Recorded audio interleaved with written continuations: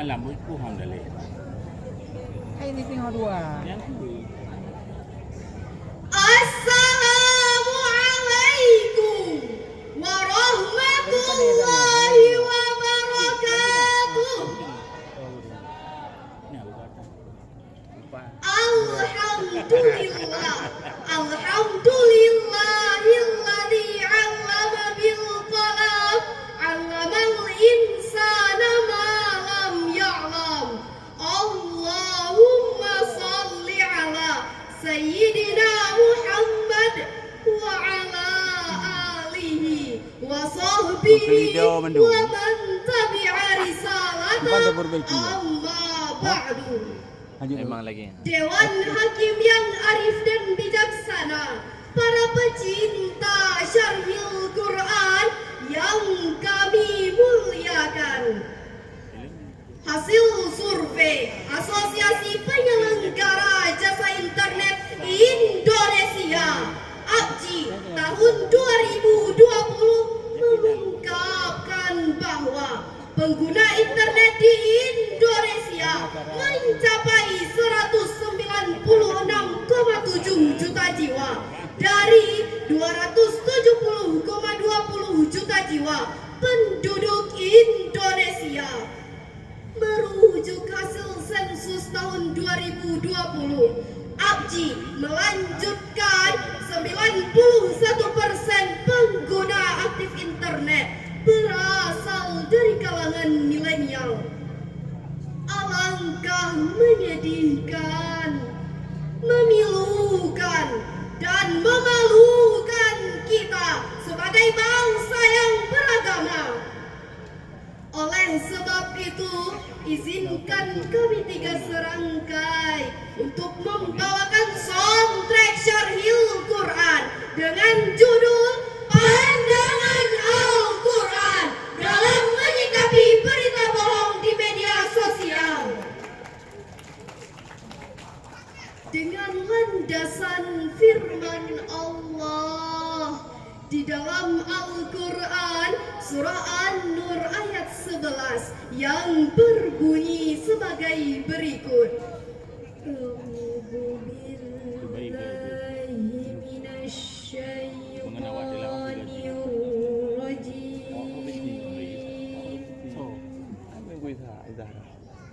Tidak. Adik di Aina.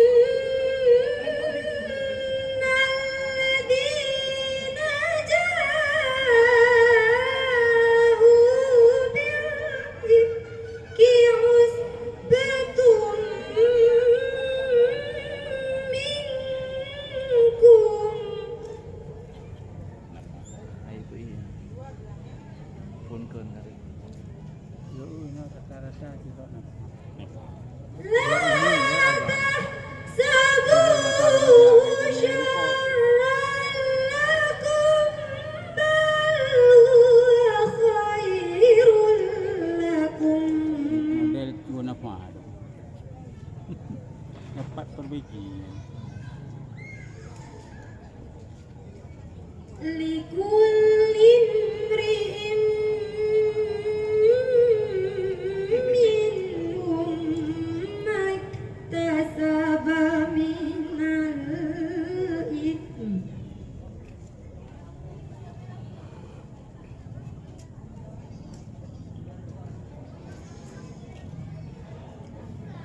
والذين تولى كبره منهم له عذاب عظيم.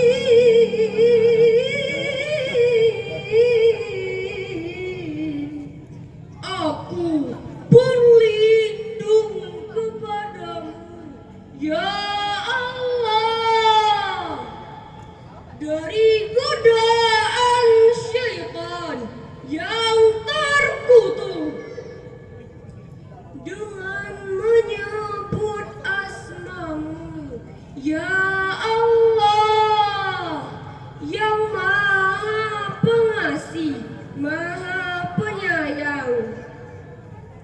Sesungguhnya orang-orang yang membawa berita bohong itu adalah dari golongan kamu juga. Janganlah kamu mengira berita itu buruk bagi kamu, bahkan itu baik bagi kamu. Setiap orang dari mereka akan mendapat balasan dari dosa yang diperbuatnya. Dan barang siapa di antara mereka yang mengambil bagian terbesar dari dosa yang diperbuatnya, dia mendapat azab yang besar pula. Hadirin dan hadirat yang dirahmati oleh Allah, Imam Ibnu Katsir dalam tafsirnya Al-Quranul Azim mengungkapkan bahwa asbabun nuzul ayat di atas berhubungan dengan penyebaran berita bohong yang menimpa Aisyah radhiyallahu anha. Ummul Mukminin dituduh telah berbuat serong di belakang baginda Nabi, yang mana penyebaran berita bohong ini dikembangkan oleh dedengkot kaum munafik yang bernama Abdullah bin Ubay bin Salul. Penyebaran berita bohong ini telah membuat baginda sedih dan murung, hingga akhirnya wahyu diturunkan oleh Allah sebagai klarifikasi kepada baginda dan kaum muslimin. Allah mengancam dengan azab yang besar terhadap penyebar berita bohong. Dewan Hakim yang arif dan bijaksana, para pecinta syarhil Quran yang kami muliakan, berita bohong dalam ayat di atas disebut dengan kata al-ifku, yang mana kata tersebut diulang sebanyak 22 kali di dalam Al-Quran dengan makna sebuah perkataan yang tidak sesuai dengan kenyataan. Perkembangan media sosial yang semakin pesat dan menggeliat telah tumbuh suburnya penyebaran berita bohong, yang mana mestinya penduduk Indonesia yang mayoritas muslim dapat memusnahkan penyebaran berita bohong ini. Mereka menjadi dai-dai ulung di era modern dengan menjaga etika bermedia. Stop menyebarkan berita bohong! Bukan sebaliknya, umat Islam itu sendiri yang akan merasakan akibat dari penyebaran berita bohong itu sendiri. Oleh karenanya, Al-Quran berpesan agar kita senantiasa klarifikasi, cek dan recheck dalam menerima sebuah berita atau yang disebut dengan istilah tabayyun. Sebagaimana firman Allah di dalam Al-Quran surah Al-Hujurat ayat 6 yang berbunyi sebagai berikut. Ya ayyuhalladzina amanu in ja'akum fasikum binaba'in fatabayyanu.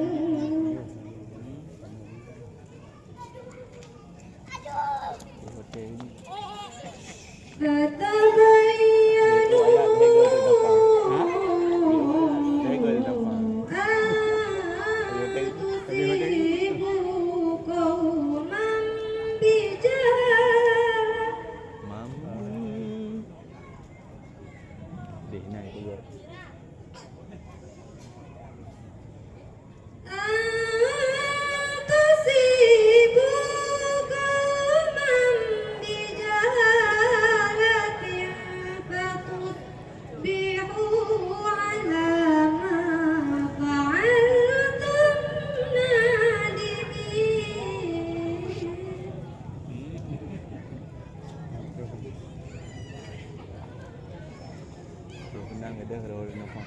فتصبحوا على ما فعلتم نادمين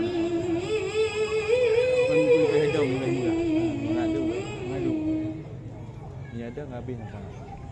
Sadaqallahul azim. Wahai orang-orang yang beriman, jika seseorang yang fasik datang kepadamu membawa suatu berita, maka telitilah kebenarannya agar kamu tidak mencelakakan suatu kaum karena kebodohan dan kecerobohan yang akhirnya kamu menyesali perbuatanmu itu. Maha benar Allah yang Maha Agung atas segala firman-firman-Nya. Hadirin dan hadirat yang dirahmati oleh Allah, Profesor Dr. Quraisy Shihab dalam tafsirnya Al-Misbah terbitan Lentera Hati tahun 2009 halaman 588 mengungkapkan bahwa kata in dalam kalimat in ja'akum bermakna jika, yang mana kata ini biasa digunakan untuk menunjukkan sesuatu yang jarang terjadi. Hal ini sebagai indikasi bahwa kedatangan kaum fasik kepada kaum muslimin jarang terjadi karena sulit dibohongi. Imam Ibnu Katsir dalam tafsirnya Al-Qur'anul Azim terbitan Darut Thayyibah tahun 1999 halaman 370 mengungkapkan bahwa hendaknya kita sebagai manusia janganlah dengan mudah menerima sebuah berita, apalagi berita tersebut berasal dari kaum fasik dan kaum munafik, karena dikhawatirkan berita tersebut belum jelas kebenarannya yang akan berakibat pada hancurnya tatanan kehidupan sosial beragama. Lebih lanjut, Profesor Dr. Quraisy Shihab dalam tafsirnya Al-Misbah terbitan Lentera Hati tahun 2012 halaman 589, hal ini dikarenakan manusia yang tidak mampu menjangkau seluruh informasi secara mandiri. Mereka membutuhkan bantuan pihak lain sebagai integrasi dalam menyaring sebuah berita.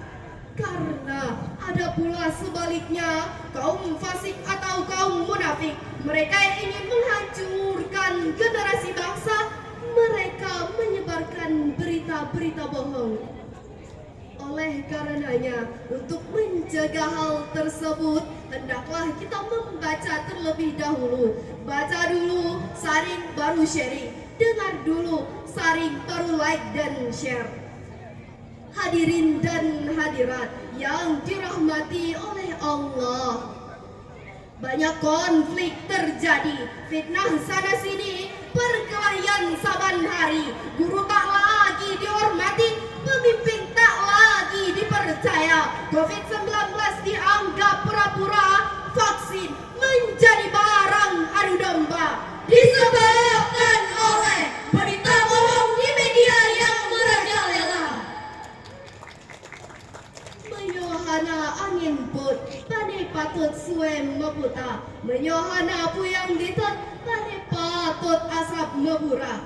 Sebagaimana sabda Rasulullah yang diriwayatkan oleh Imam Muslim, kafa bil mar'i kadiban ayu adbita bikulli ma sami'a. Cukuplah seseorang dikatakan sebagai pendusta apabila dia mengucapkan semua yang didengar. Oleh karenanya, dari paparan di atas dapat kita simpulkan bahwa yang pertama, berita bohong merupakan perilaku yang bertentangan dengan ruh Al-Quran, yang mana pelakunya tergolong kaum fasik dan kaum munafik. Yang kedua, berita bohong hanya dapat dimusnahkan dengan menumbuhkan sikap tabayun dalam diri masing-masing agar tidak terjadi perpecahan dan kerusakan. Mungkin hanya ini yang dapat kami sampaikan, lebih dan kurang mohon dimaafkan. Good night, selamat malam. Good morning, selamat pagi. Kami sudahi dengan salam. Semoga kita berjumpa lagi. Wabillahi taufiq wal hidayah. Wassalamualaikum warahmatullahi wabarakatuh. Waalaikumsalam warahmatullahi wabarakatuh. Dewan Hakim hadirin yang kami muliakan, yang baru saja tampil pemegang nomor undian 569 dengan pensyarah Najwa Mayana, Sari Tilawah Dara Raisa Aulia dan Tilawah Raihal Hayati. Ada